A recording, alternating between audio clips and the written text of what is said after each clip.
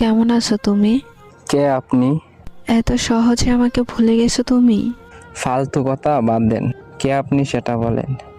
এত তাড়াতাড়ি ভুলে যাবা কোনোদিন ভাবি নাই আমি। আজব তো। কে আপনি? এত তাড়াতাড়ি সব কিছু ভুলে গেছেন? কে আপনি? পরিচয় দিবেন নাকি ব্লক মারবো? এক সময় একটু কথা বলার জন্য কত পাগল ছিলেন, আর এখন ব্লক করার জন্য পাগল হয়ে গেছেন। বাহ! সরি, আপনার কোথাও ভুল হচ্ছে। আমাকে চিনতে পারো নাই? আমি তোমার জান্নাত।